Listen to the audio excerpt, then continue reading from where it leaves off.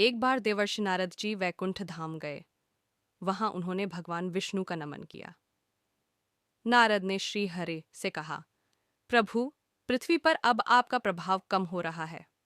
धर्म पर चलने वालों को कोई अच्छा फल नहीं मिल रहा। जो पाप कर रहे हैं उनका भला हो रहा है। तब श्री हरि ने कहा, ऐसा नहीं है देवर्षि, जो भी हो रहा है सब नियति के जरिए हो रहा है।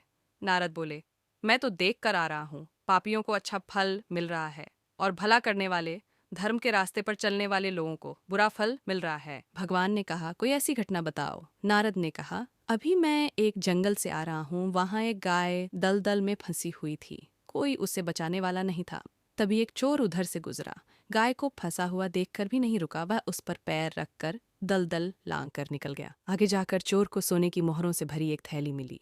थोड़ी देर बाद वहां से एक वृद्ध साधु गुजरा। उसने उस गाय को बचाने की पूरी कोशिश की। पूरे शरीर का जोर लगाकर उस गाय को बचा लिया। लेकिन मैंने देखा कि गाय को दलदल से निकालने के बाद वह साधु आगे गया तो एक गड्ढे में गिर गया।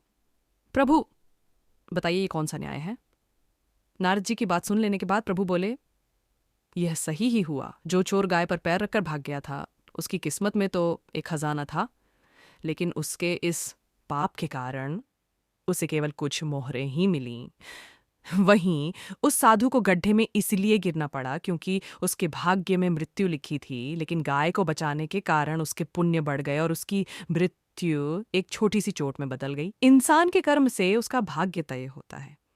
सीख, इंसान को कर्म करते रहना चाहिए क्योंकि कर्म से भाग्य बदला जा सकता है।